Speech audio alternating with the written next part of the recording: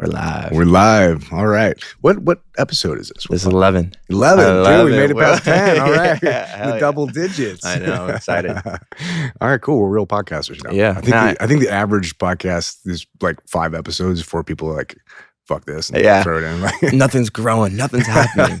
Nobody likes our shit. Yeah. What's wrong with us? Yeah. It's a long-term play. We're going to be, our plan with this is to do it for probably a year and a half, 2 years before anything even comes of it. Exactly. It'll be like, 150 episodes, 200 episodes, something like that. Yeah. Get some more guests on the show. Disney was great. Yeah, she was Disney good, man. was really good. Yeah, she kicked ass. I keep trying to get her to listen to the podcast. I made her promise yesterday, you got to watch it or listen to it on your way home. She's like, yeah. Didn't do it. Her podcast? Yeah. Because she's so critical. Yeah, she's so critical of herself. I'm like, what do you think? This is a great episode. Like I'm listening to, I'm taking notes. Like, I know. That was good. That's one thing about, like, I love editing them. It's just because now I can listen back again and be like, that was actually good. Because sometimes like you do black out during podcasts. In a way, you're just answering and talking. Yeah. And then listening back, like, oh shit, like there's some fire. Yeah, reviewing is good. Like reading a book, like I'll typically try to like review the book after I'm done with it so I can pull just a higher absorption rate. Exactly. Yeah. Okay, so today's topic is going to be basically how to sell your business. Because starting a business is awesome. It's really cool. It's fun. There's a lot that goes into it. But one of the things that most people honestly don't ever even think about is what do you do at the end? Like, how do you define the end? How do you know when it's the end? And what do you do when it's the end? So I know for me, when we're talking with new brand owners or people that like are just starting a new company, specifically apparel, one of the first things I always ask them is, what do you want to do with the company like in 10 years? Like if you're starting this brand now, so you're like 25, 30, in 25, 30 years, like you're 55 years old, do you want to still be running this brand? Do you want to be like the apparel brand guy on the front at 55, right? And the answer is usually no. So then we're like, okay, if the answer is no, then we have to assume at some point that we're going to position the brand for sale and exit the company. It's rare that you just like wad up a company and throw it in the trash. Like usually it has some inherent value. So normally you'll be able to position that or package it up and then find a buyer for it, whether that's rolling it into an existing company or somebody new wants to come along and they have a slightly different vision for it. They can breathe life into it. But it's typically, it's not something most people think about. But I think it's a very important topic that I think people should get educated on. Yeah, man. Because that was one of the biggest questions for you, like to me to you, or for me to you, is I'm just curious because some people just build companies and sell them, but it's like, I asked you last week, I was like, okay, well, how does that work? Is there a website you put your company on once you want like an auction on? I don't even know how that works. So that's why I was like, all right, let's break that down. Yeah, there's a bunch of things that go into it. But to start with that question, like what do you do with it? Typically, if it's above a certain dollar amount, you'll get a business broker involved. And typically, a business broker won't usually be interested in anything because they get a percentage of the sale. I don't know exactly what it is. I've never gone through a business broker, but they get a percentage of the sale. So if they're only selling something for like 50 grand, like you're probably not going to go with their business broker because they're not going to do it for like $500 or something. Yeah, exactly. Juice isn't worth the squeeze for them. But if you got a brand that or a company or business that has an exit valuation of like maybe $1 million or above, that would be the point where it would make sense to get a business broker because they're going to walk you through the process and talk to you about doing things that increase the multiple, that'll increase the valuation to get you more money. Because ultimately, if they're getting a percentage, they want more money too. So they can become a really good partner at that point. It just, you kind of have to build it big enough to where they're interested in it. The other way to do it is I've seen them for sale on Craigslist. You could literally buy them. They usually like popsicle stands. But that to me, selling my business on Craigslist is like, how much? Yeah, $50. About $350. I got 10 emails. Most of the ones that I've sold, I think I've sold 4 so far. Most of the ones that I've sold have just been to acquaintances or friends or people that I knew, and I kind of just had relationships with them. Or I think the last one I sold, I just basically put it on Instagram, like, hey, we got these side businesses and like full clothing brand. It's ready to go. It's totally turnkey. It's got inventory, website, like fulfillment. It's totally set. Here's the price. Let me know. And that sold out in a couple of days off Instagram. It wasn't a whole lot of money at all, but it was super quick and easy. And a friend of mine bought it, and now he's like super excited about it. So it's, win-win. But that's the interesting thing. Like, there's really not a whole lot of rules about business. You can kind of just make it up as you go. And as long as you find something, a mutual agreement that both parties are happy with and excited about, that's awesome. And as long as you lay everything out, like, here's what I'm buying, here's what I'm not buying. That's the interesting thing too. When people say they buy a business, typically you won't actually buy like the LLC or the S Corp. Okay. So what you'll do is you'll buy what's called the goodwill of the company, which is essentially how it's perceived, right? So if I was to like buy Pepsi, say Pepsi is worth $50 and I buy it, right? I might be able to buy it, but if there's, depends what comes with it. So even if Pepsi had no inventory, no marketing, no nothing, it's a known brand. So that brand identity is known as like the goodwill of the company, basically how the brand is perceived in the marketplace. And that's really what you're buying. So typically what'll happen is, like when I've sold my companies before, I would give them, the new owner, I give them all a hard drive with all the design files, hand over the passcodes for everything, whether that's the email logins, the Shopify, the back end, everything that they're going to need to log in and run the company. And they would then take, and all the trademarks and stuff, they take that, they set up a new company with that name or whatever name, where they set up a DBA under one of their existing companies, and then I dissolve my original LLC or DBA or whatever I had it under. DBA? Yeah, so you can set up so there's LLCs, S Corps, and DBAs, which is, I mean, there's a ton of different business entities, but those are the basic ones. Okay. And a DBA is essentially like a sole proprietorship, right? So if you're a sole proprietor, you don't even really need a business entity. You can just go down and get a seller's permit and everything. Got it. But typically you'll have like a sole proprietor. So you'd have like your name is Dakota Westbrook, but your DBA would be Kota Films. Yeah. Just doing business as, in California, they call it fictitious business names, fictitious business name, which is hard to say and sounds shady as hell, but it's basically known as a DBA. And what you can do too, the next level up above that is an LLC. And you can get a company, really, really big with an LLC. It's just kind of like how you want to structure it. And then the level that we use is S Corp. So it's basically a corporation. We just choose to be, whether it's S Corp or C Corp is just basically how you choose to be taxed. I usually find that for the stuff that we do, an S Corp is usually the best bet. And we have a separate structure, like one company that owns two other companies, and they're all S Corps. Because an S Corp can own a LLC, but an LLC cannot own an S Corp.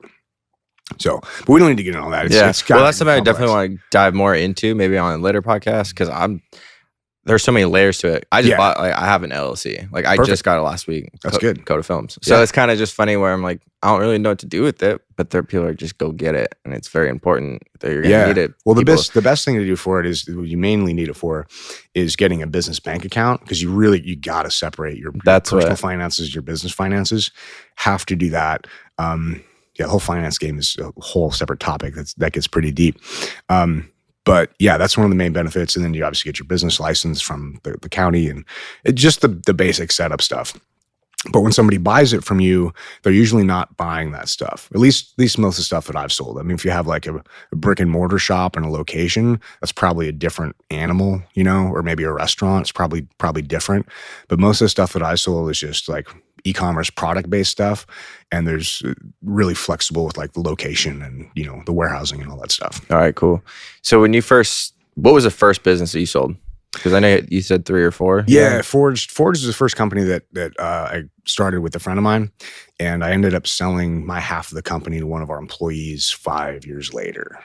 So 2012, I exited that company. Gotcha. And then when you're creating a company, I feel like entrepreneurs, that when they're new, they will want to just build a multi-million-dollar company, right?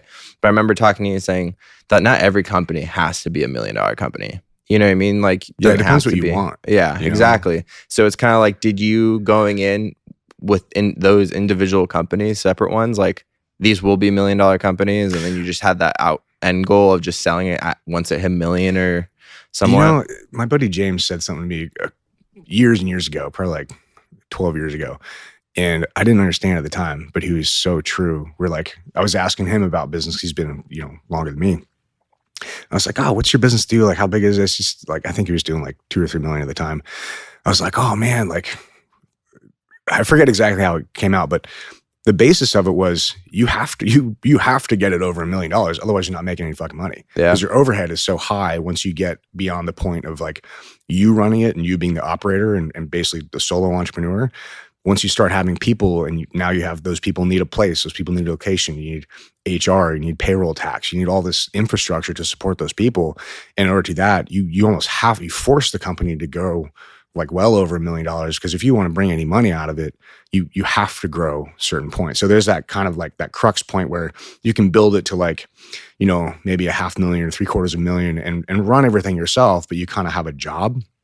And then after that point, once you start bringing on people, it's usually best to run through that point quickly. So instead of getting like 1 or 2 people, grow as fast as you can. So you get like 4 or 5, so that it makes sense to hire a payroll company to handle all that stuff. So hiring a payroll company to handle like 1 or 2 people is just a huge pain in the ass and waste of time. So it's really inefficient at that middle ground level.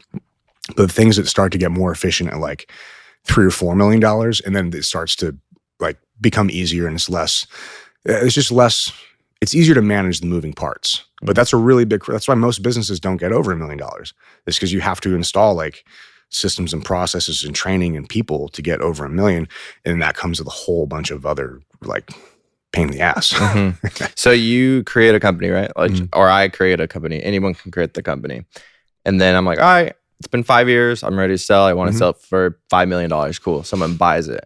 I have a team of like 10 people in-house. What happens to them? Like, what happens to those employees? Like, you sold everything. Do they just get the database and everyone? It depends how you set up the company.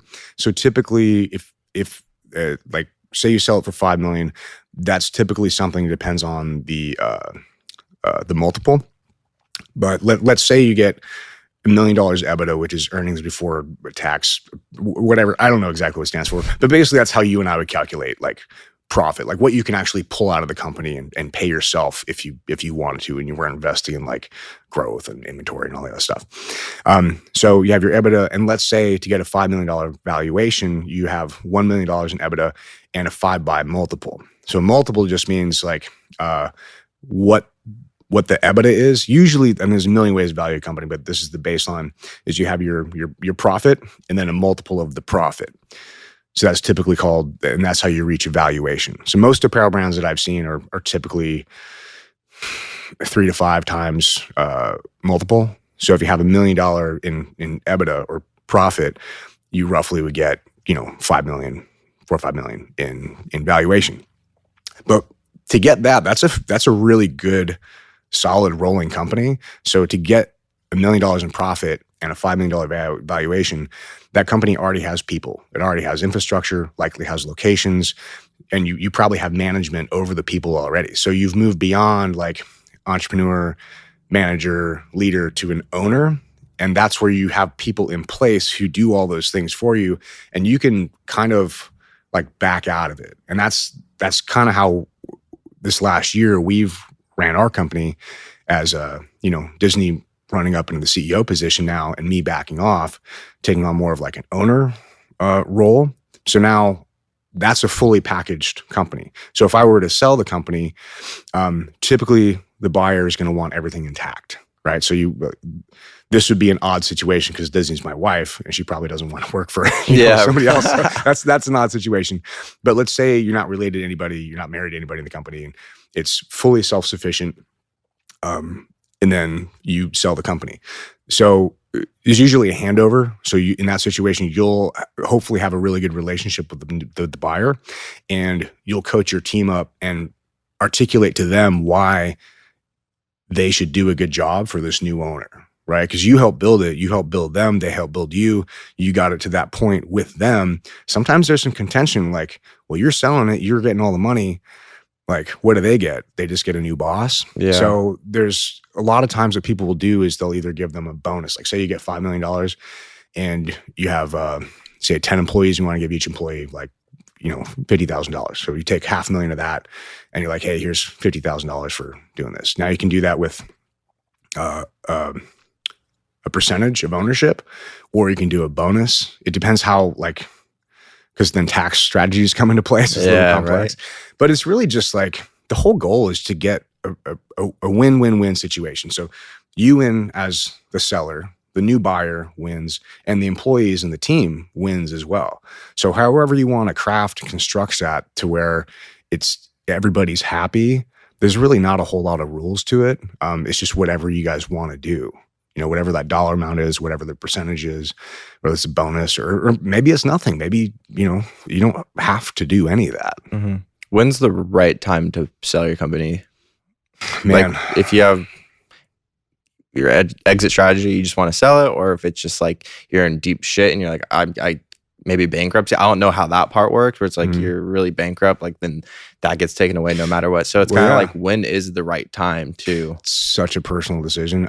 But it depends on how it's going, right? Typically what'll happen, the times that I've sold my companies is when I'm just fucking over it. Yeah. And I like the building process, but the running, I'm not a big fan of. I like the creative aspect and like the challenge of creating and building something new. But once it's up and running, I'm kind of bored with it. So that's why typically like I'll build it to a certain point and then look to exit it. But I do the same thing with cars. I have like a project car and I build it up, and then once it's done, I'm like, kind of over it. So what else can I do? It gets really fucking expensive. That's what interests me. Like last week, we talked about like a deer deck machine. Yeah. That's what he does. He gets bored in a way, but he just likes to grow and create businesses. So exactly. It makes sense though. Yeah, that's a really good way to do it. There was something else I was going to say. Oh yeah. So there's things you can do specifically with a clothing brand to increase your multiple, right? So when somebody's looking to buy a company, recurring revenue is valued way higher. So you might get, like say you have an apparel line and you're just a regular e-commerce brand and you have marketing expenses and cost of goods and then your overhead and whatever, let's say you're 15% net margin on that. So you might be able to get a 4 or 5 by multiple on that. But if you have like a subscription model or something like that, or you have an information product, or you have something where it's a recurring revenue where they signed up for something and they're getting billed monthly, now sometimes you can take that multiple that might be a 5 by multiple and increase it to a 10 by multiple. So now if your company was originally valued at 5 million, now it's valued at 10 million. Because you have a recurring revenue component to it. So it's a huge way to so you mean like a subscription? Like a subscription? Yeah, subscription, a box or an email listing or something that somebody has signed up to buy. Like I'm going to give you $50 a month forever. Oh, okay. Yeah. Compared to like if it's just like a product, sell once or maybe buy twice, someone's like a gym membership or anything like that where it's coming back. Gym membership is a great example, like recurring revenue model. Those things are great and it'll really up the valuation. Something to consider as well is you typically would want to plan out an exit a couple of years in advance because, dude, honestly, when you're growing, it never feels like you have any fucking money. Yeah. Dude, I remember I'm like thinking about it. I was building, I think my second clothing line. I was talking with my buddy Sean, who owns the big print shop we were working with at the time. And he's got a lot of experience with apparel brands.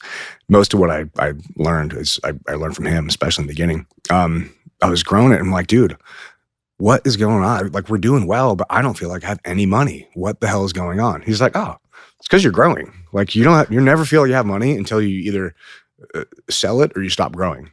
I was like, oh, that makes me feel better. But it's so true. Normal. Yeah. But it's so true, man. Like we'll do, maybe 10 million this year with industry. And I don't feel like we have nearly the amount of money that I want to do because it's like we're getting into this new warehouse and like, okay, well, just when I think we have a little bit of money, we've got like 5 things coming up for the move that cost $20,000 to $40,000 each. So I got to allocate $120,000 to $180,000 in the next month out of fucking nowhere for this. So that's money I could have been like, oh, I made $180,000. I can put this in my fucking pocket or buy myself some shit. No, I can't because I got to grow. I got to go get a new warehouse. I got to go get new shelving for it, new boxes, new stuff. It costs even to move with the tractor and all the semis and the people. It's $40,000 just to move the fucking warehouse. It's insane. So that's why like it's totally normal if you're growing a company and it's actually like scaling. Honestly, I've never grown anything where I felt like I had money. it was always at the end when I sold it, I was like, oh, There it is. there it is. Yeah. You can put this in my pocket. And That makes me some in Uncle Sam's pocket. Yeah, right. Oh my God. That makes me feel a lot better. Because I do feel that way. I'm like, dude, totally. Because my margins are good. Yeah. Like being in the creative space and stuff like that. Because I do a lot of the editing with my team. And so it's good. And it's like, but still part of me is like, where the fuck is it going? Where's my money going? Yeah, I'm like, I'm making way more than I was ever making before. And it's like, I look at my bank and I'm like, yeah, money's there, but it's like not You can't touch it because you got other expenses. Exactly. You got I have all these like columns in my bank of like different business parts that I need to put money into. And it's just like, oh, there's all the money. Well, dude, I've from my experience, it never changes. Yeah. Like no matter how big we've gotten, it always looks the same. We're always like, oh, cool, I got money. Oh, wait, no, I got to spend it to grow. Oh, cool, I got money. No, I don't. I got to spend it to grow. But if you, that's why also I think it's super important to figure out what type of business you want, because if you don't want to grow it and say over $1 million, say you want to stick at like 500 or 750 and you got a really like comfortable life that you have a great balance and you have a lot of fun and you have time to go surf and like, that's a great life, dude. Like you're better off taking the money out there and spending it on life experiences or investing in other things that make you money and not growing the company. Because really like when we're growing, you never have any money. And after reading all these, books of other entrepreneurs too, it's usually the same case. Like Walmart, one of the richest families in the world. Sam Walton had no money until they went public because he plowed every single dollar they had into new locations. So they never actually had any real money until they went public. And then because they had such a high valuation of the stock and they owned so much stock in the company, it was valued so high. That's where their money came from once they went public. But when they were growing, like even Sam Walton had like, I don't know how many hundreds of locations and like no fucking money. That's crazy. Isn't it weird? Yeah. But learning stuff like that made me okay. feel a lot better. I was like, okay, it's not me. I'm not just an idiot. Like this is just kind of the way that things go. I think most people feel that way. So that's why they quit. Yeah. They just get scared where it's like they see other people's success or they think of the overnight success, which is never, not never, but majority of the time not true. No. It takes a long time, but then something sparks and it's like, wow, that happened out of nowhere. Like to you, it might have, but to me, it took fucking years. Yeah, you didn't see the 10 years prior to that. Exactly. Yeah. So it's funny that hearing like Sam Walton, boss ass Walmart, he went through it. Everyone fucking goes through it. Yeah. Everybody. Dude, I mean, I haven't read an entrepreneurship book yet where they didn't talk about almost going out of business like freaking 5 to 10 times. Mm-hmm. Like Phil Knight from Shoe Dog, great entrepreneur book about building Nike. Dude, that whole process, wow. Like that guy went through some shit. But so did Sam Walton. So did everybody. And they all went through those moments of like, dude, am I going to lose this whole thing? Like it sometimes has a very real possibility. But I don't think you can build anything without going through like that portion of it. It's just a part of entrepreneurship. It's part of the rite of the passage. But it's also why a lot of people don't do it, or a lot of people quit early. And honestly, it's not a bad idea. Like it's not for everybody. Shit's hard, dude. Yeah. People think they see like billionaire and it's that's sick. I'm like, you don't understand. No. No one understands, dude. That's crazy. That's a different ball game. Yeah. Level. It's a risk tolerance too. Like for us, the situation that we're facing with our expansion into this new warehouse. So we're in like our main warehouse is 6,000 square feet. I think this one's like 3,500 or something. So roughly, 10,000 square feet total. And this new one is 17,000 square feet. And it's basically more room than we need right now, but it gives us room to grow. So I know that, okay, we're going to be negative on it for, 4 to 6 months because it's higher expenses. So until we fill it up, I know our run rate, like we're going to be negative for 4 to 6 months once we move in. But I know that Q3 and 4 crush for the apparel space. So Q1 is pretty low. Q2 starts to pick up. 3 is okay. And then 4 is where most apparel brands make their money in like Black Friday and all that. So we go in, we plan it, we know it. But that's a huge gamble. That's a risk on my part to be like, okay, I'm going to allocate, a couple 6 figures to making this happen, gambling that it fucking works. And I think it'll work. It should work. The math says it works, and my experience will say it works. But shit could go wrong, dude. You never know. It's a huge gamble, and it's a 6-figure gamble. But if I don't do it, I'm stuck and I can't grow because we're at about 105% capacity right now with our 2 warehouses, and we just can't grow anymore. So I'm faced with, like, okay, do I play it safe and stay here and work on profitability, or do I take what we've built and, you know, put it on red? Like, let's go, let's grow. Sometimes it's the right answer, sometimes it's not. I got our company in a lot of trouble about a year and a half ago by just focusing on growing. It's like grow at all costs. I look back and I'm like, oh shit, I really screwed that up. But hey, like, now. And the cool thing about shit like that is it hurts, right? Like, you learn your lesson and going through that. But now you know what to do if that ever happens again, or like, not to have it happen again. Or you might have a buddy that happened, or he's in the middle of that happening to him, and this is how you deal with it. This is how you get out of the situation. So dealing with certain situations sucks in the moment, but once you get out of it, it's really nice to just have that experience, have that lesson, so you can share it with other people. Dude, yeah. I mean, that's exactly what the podcast is about. But also, man, like, I'm really glad that we went through that when we were smaller, because I think we were doing like 5 or 6 million that year or something. But now, if we're doing 10 this year, that's twice as big as a problem. You know what I mean? Like, I'm so glad we went through that and learned that lesson and did that, because now I know that I'm not going to make that mistake at a higher level table, at a higher level. So it's really important to, like, these are challenges, and they are problems, and do they suck to go through? But dude, this is what you need to learn to level up and go to the next thing. That's like the universe's way of being like, are you ready? You sure you're ready? Okay, here's what you need to fucking know. Yeah, shit sucks though, man. Have you, because you said when you were going back to like selling companies, when you sold your first one, or like you just said selling your companies, that you're like, just don't want to do it anymore. Yeah. I got sick of it, so I just sold it. Yeah. Was there one company that you're like, I don't know if I should sell it, I want to keep it? All of them. You always second guess yourself.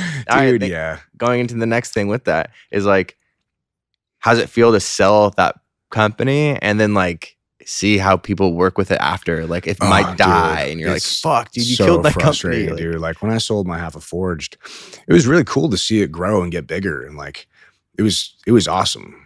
And that's what I want for all the companies. But when I sold Demon Bells, the guy I sold it to, like, immediately ran it into the ground. And I was like, you fucking dick. Like, it's your baby, I mean, you want to see it grow up and grow big and go do cool shit. And then it sucks to see somebody just crash it into the dirt, and you're like, fuck, man. I tried to buy it back from him, but he's like, no, I got it, I'm gonna handle it. I'm like, dude, give me a ring. Let me help you, like, do this. Like, I gave him everything that he needed to succeed, and he fucking totally jacked it up. So I'm like, dude, let me help you. You don't have to pay me. I want this to work for you, because you're fucking up something that I built, I mean, the check cash, which was nice, but at the same time, there's more to it than money. Like, there's legacy. There's that feeling of, you put your heart and soul into building something. Like, you want to see it grow. And it's tough when, like, the new owner's vision doesn't align with your vision. But also too, I'm like, it's taught me a lot. It's a good lesson learned. Did you think that guy was going to do a good job? I thought he was, but also too, I should have vetted him more. And really, maybe the biggest lesson I learned from there was not to undervalue yourself. So we had the kettlebell company, and it was featured on the CrossFit Games, and like, I forget what year it was. And Joe Rogan actually mentioned us on his podcast. This would be, I hadn't listened to podcasts ever, so I was like, I know who Rogan was, but I'm like, I never listened to the episode. But we started getting a ton of orders. We started getting a ton of orders from it. I'm like, shit, all right, cool. These people like saw us or Joe Rogan mentioned us. And he, at the time, I think was partnered with Marcus Aubrey from Onnit, the creator of Onnit. And so they created their own line of kettlebells, which were different. They're obviously way bigger company than I was, but one of the things I always appreciated about that situation was that they came up with, faces on a kettlebell, but they were completely different faces. Like, they didn't try to bite any of my designs or step on my toes, they could have steamrolled my whole company for sure, but they didn't. They were, from my perspective as a creator, they were very respectful of not entering into like the space that I was in, other than faces on a kettlebell, but that's pretty generic. So, but my point of that is that they knew who I was. I mean, they didn't know me, but they knew the company. And so looking back, what I should have done when I was looking to sell it, I should have approached them but I didn't because I was too much of a pussy because I'm like, oh, they don't know who I am. I'm too small. They don't want to talk to me. But looking back, I'm like, hell yeah, that would have been a great asset for their company. Would have been a great fit because now they're getting all the IP, all the design patents that I had on, so they can take this and produce it and do a bunch of cool shit, and they're gonna love it. And whether I got paid less or more or the same, honestly, is irrelevant because I wanted to see it succeed. That's a big part of selling a company is like there's the monetary success, but also a huge part is watching what you built succeed and grow. So lesson learned for me was don't undersell yourself. I should have reached out to Aubrey and be like, hey man, like I know that you guys have a similar product. I know you guys know my product. I'm looking to go to something else. Are you guys interested in everything we have? And I probably would have got more money. But more importantly, they would have built the brand into something super cool. Yeah. Damn, dude. I know, right? So pissed. Yeah. So when I was selling that as well, I was talking with my buddy, Brandon Stapper, he's always been a few years ahead of me in business. So I bounced a lot of information off him.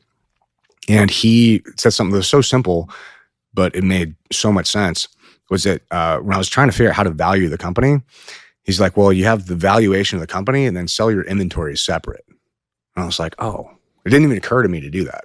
So with a company like that has an actual product, you have your valuation of the company, because it takes like a good 3 months for a good company to do like due diligence. So go through all the numbers, meet your suppliers, talk with everything, and make sure what they're buying is worth the money and it's a real thing.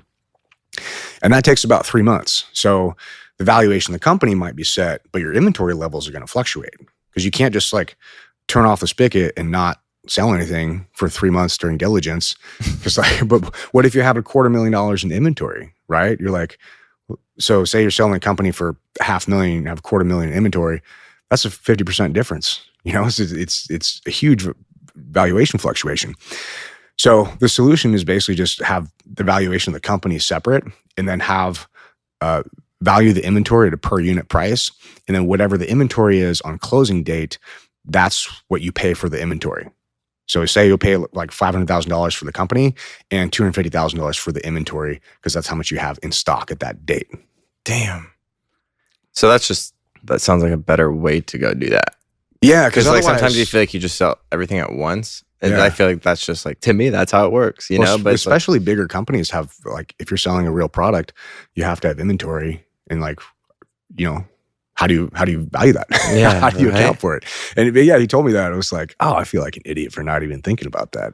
But it's just one of those things, But yeah, the basis, it's really just whatever you want to do with whoever's buying it. You craft a win-win situation for you guys, and then hopefully your staff and your customers win too, and get a great product. And it's however you want to build that out. There's very few like rules when you get into it. I'll get there. Yeah, definitely get there. I still have so many questions. I'm trying to decide building my business and brand and what direction I'm fully wanting to, I guess, commit to. So it's really hard at work. They always say like, build your life before you build your business. And it's huge. So I'm building my life first, which is easier. But now it's like, okay, how do I merge them together in that way before I just spend so much time on the business and scaling it the wrong direction where I'm like, fuck. Like, well, if you want to sell it, you have to scale it beyond you, right? Because nobody wants to buy a job. No. And like even if like, say you got it up to the point where it was like, say $1 million and you want to sell it, I can't come in and buy your company because I don't know what to do. Like if you're the operator in it, I can't come in and buy your company no matter what it's worth because I can't do your job, right? So it's one of those things where in order to sell it, you have to get it to a certain point where it's like a self-contained entity and it runs by itself with its own crew, its own team, its own systems, processes, where you can basically step away. And if you do that, then you'll get a much higher multiple and a much broader prospective buyer base, because you're actually selling a company, you're not selling a job. I think that's tough for me which I'm like, I have expertise now of what I'm doing when it's like, as an editor, me and you've had this conversation, like when I first started like creating the video production company, people love the way I make videos, right? Like making art. It's really good. The storytelling, the graphics, the design, the whatever, all of it put together. It's very hard and expensive to hire someone else that can do it like me. Yeah. Because artists are all the same. We all have our styles. So it's finding an artist. It's like, hey, copy my style. Good art's expensive, man. Exactly. Yeah. So it's just like finding the people that are willing to pay for that good art, you know? So it's like I could pay my employee to do that so I can stay away from or step back from the business sometimes to just scale it. Because if I'm scaling and editing and just building that side of it, it feels impossible. Because I'm focusing on the craft of editing. And then I'm not. And then when I'm not, I'm focusing on scaling. When I'm not, I'm focusing on employees. You know, so it's just kind of like, that's where I feel like burnout's a real thing.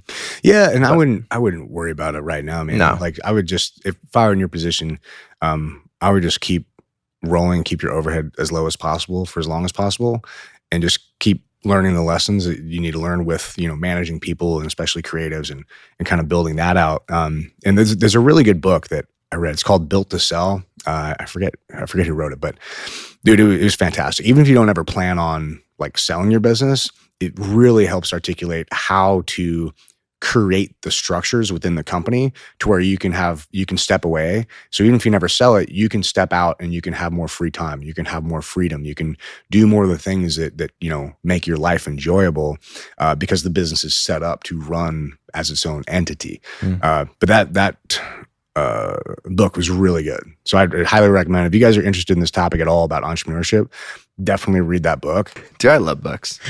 So many clues, and it does make me feel alone. Yeah. I love it. Yeah. Well, dude, I think like I didn't read books I only started reading books like 3 or 4 years ago. Really?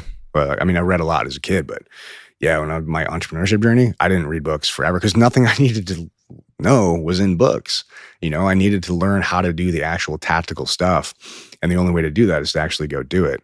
So I think books are really good if what you need to learn is in a book.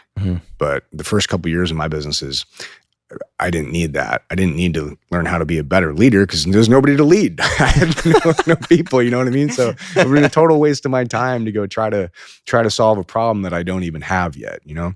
So I think books are a great asset and a great tool, but like any asset or tool, you have to know how to use them to get the most value out of them. Dude, that's funny that you mentioned that because I'm a person where it's like, just soak up as much as you can, you know? Like, this is a good book. You should read it. Like, oh, sick, blah, blah. But I feel like you just nailed on the head is like read the specific book that the season you're in because you'll take more away from it compared to like you said, like how to manage a company. Bitch, you don't even have a company, so why are you reading that yet? Like you need to learn about marketing. You need to learn about your audience. You know, and like the first step, right? Once you get to a team, then you can read that book. But it's like not wasting time. In that way, you can learn so much in that book. But that's what I was listening to. What Rob Dyrdek's podcast this morning. He said, the cool thing about reading books is when I read Rich Dad Poor Dad for the first time, it was cool. He's like, but after, and then reading it like 15 years later, like I reread it like a week ago.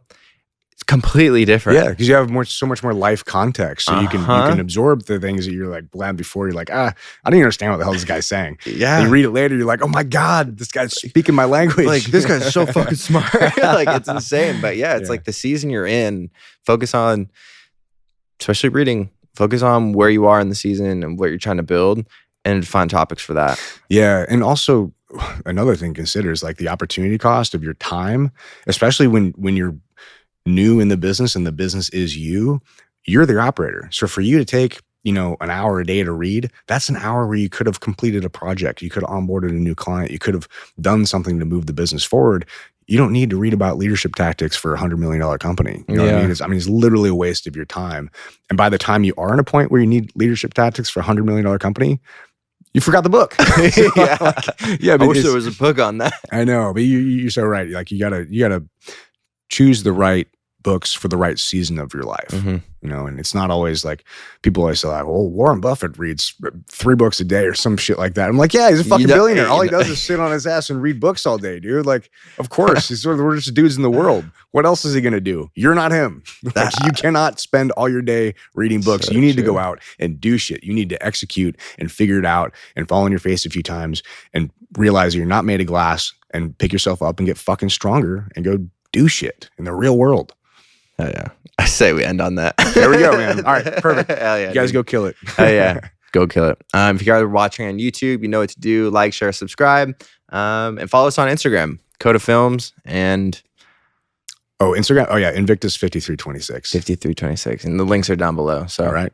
Perfect. Shake and bake.